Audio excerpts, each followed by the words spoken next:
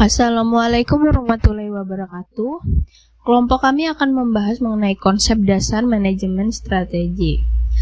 Untuk pengertiannya, konsep strategis Samudra Merah yaitu untuk memenangkan persaingan dengan tujuan mendapatkan pasar yang sama dengan kompetitor. Yang kedua ada Samudra Biru, untuk keluar dari dunia persaingan dengan menciptakan ruang pasar yang baru dan membuat persaingan atau kompetisi menjadi tidak relevan. Balance Scorecard atau BSC adalah alat pengukur kinerja dan sistem manajemen strategis yang dirancang untuk mengatasi kelemahan pengukuran kinerja eksekutif yang hanya berfokus pada aspek keuangan. BSC mengintegrasikan strategi dan visi perusahaan, memungkinkan manajer untuk melihat bisnis dari perspektif keuangan dan non-keuangan. Terdapat 4 perspektif utama dalam BSC. Yang pertama keuangan, kedua pelanggan, ketiga proses bisnis internal, keempat pembelajaran dan pertumbuhan. BSC memberikan gambar holistik tentang kinerja perusahaan dengan menghubungkan indikator keuangan dan non-keuangan. Dengan demikian, manajer dapat membuat keputusan yang lebih informasional dan strategis untuk mencapai tujuan jangka panjang perusahaan. 4 perspektif utama dalam BSC. Yang pertama, keuangan, menyertakan tujuan keuangan keseluruhan perusahaan seperti pendapatan, profitabilitas, dan nilai saham. Kedua, pelanggan, memungkinkan perusahaan menyelaraskan berbagai ukuran penting seperti kepuasan pelanggan, loyalitas, retensi, akuisisi, dan profitabilitas dengan pelanggan dan segmen pasar sasaran.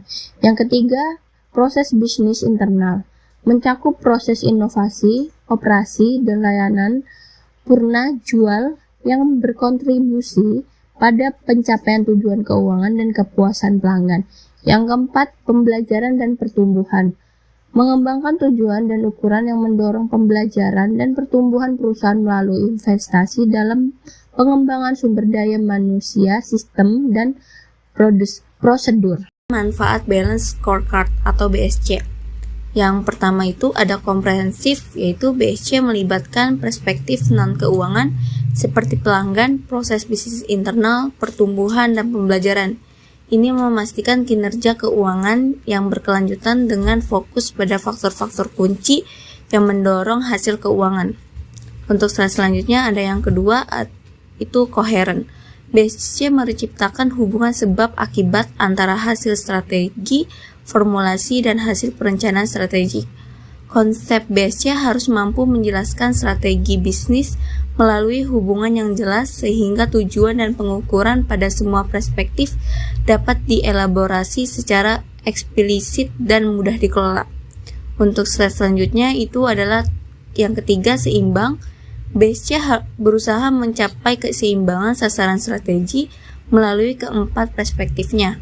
Ini menyediakan pengukuran yang seimbang antara orientasi internal atau perspektif proses bisnis internal, pembelajaran, dan pertumbuhan, dan eksternal keuangan pelanggan. Selain itu, BSC menawarkan keseimbangan antara pengukuran yang berfokus pada sumber daya manusia atau pelanggan, pembelajaran, dan pertumbuhan, dan yang berfokus pada proses bisnis internal. Balance Scorecard sebagai sistem manajemen strategis. Prinsip-prinsip yang memungkinkan Balance Scorecard atau BSC dikaitkan dengan strategi perusahaan yang menurut Kaplan 2000 meliputi 3 faktor. Yang pertama, hubungan sebab akibat, yang kedua, faktor pendorong kinerja, dan yang ketiga, keterkaitan dengan masalah finansial. Yang pertama, hubungan sebab akibat. Prinsip ini menekankan pentingnya menjelaskan tentang bisnis melalui hubungan sebab akibat. BSC harus mampu mengintegrasikan tujuan dan pengukuran dari setiap perspektif menjadi suatu kesatuan terpadu. Setiap ukuran yang dipilih harus menjadi bagian dari rantai hubungan sebab akibat yang mengkomunikasikan strategi secara eksplisit dan mudah dikelola. Yang kedua, faktor pendorong kinerja. BSC yang efektif harus mencakup kombinasi ukuran hasil atau lag indicators dan faktor pendorong kinerja yaitu lead indicators. Ukuran hasil mencerminkan tujuan bersama perusahaan seperti profitabilitas, kepuasan pelanggan, efektivitas proses bisnis internal, dan keahlian karyawan. Faktor pendorong kinerja adalah faktor-faktor khusus yang mencerminkan keunikan strategi perusahaan untuk mencapai tujuan bersama. Yang ketiga, keterkaitan dengan masalah finansial. BSC tetap menekankan pentingnya hasil yang bersifat keuangan. Semua hubungan sebab akibat dalam ukuran BSC harus terkait dengan tujuan keuangan perusahaan. Ini menunjukkan bahwa aspek keuangan tetap menjadi fokus utama dan bahwa pencapaian tujuan dalam berbagai perspektif harus mendukung tujuan keuangan secara keseluruhan. Penyelarasan ukuran balance sheet scorecard dalam strategis. Di dalam penyelesaian ukuran balance sheet scorecard atau BSC dengan strategi bertujuan untuk memotivasi semua pemimpin dan karyawan di mana agar melaksanakan strategi bisnis dengan optimal. Di dalam perusahaan yang mampu menerjemahkan strategi ke dalam sistem pengukuran dan lebih mampu melaksanakan strategi tersebut dikarenakan dapat mengkomunikasikan tujuannya, di mana komunikasi ini sangat penting untuk memastikan bahwa semua kegiatan operasional perusahaan ini dapat mendukung pencapaian tujuan strategis jangka panjang. Itu analisis data studi kasus. Pendekatan studi kasus dalam penelitian kualitatif adalah suatu cara khusus untuk mengumpulkan data, pengorganisasian data, dan analisis data, di mana tujuannya adalah untuk mengumpulkan informasi secara menyeluruh yang komprehensif, sistematis, dan mendalam tentang tiap-tiap kasus yang menarik. Dalam penelitian analisis data berpedoman pada model interaktif, di mana artinya analisis dilakukan secara interaktif dan berlangsung terus-menerus. Model interaktif tersebut dapat digambarkan dengan suatu kerangka yang merangkum 3 rangkaian. Yang pertama yaitu tahap analisis, Miles dan Humboldt 15 menjelaskan bahwa aktivitas analisis data terdiri dari 3 tahap, yaitu reduksi data temuan atau data reduction, lalu penyajian data dengan analisisnya atau data display, dan yang terakhir yaitu penarikan kesimpulan atau verification yang akurat tentang penggunaan metode balance sheet scorecard DUB. Reduksi data merupakan proses pemilihan, pemusatan, perhatian, pengabstraksikan, dan pentransformasian data kasar yang muncul di catatan-catatan tertulis di lapangan.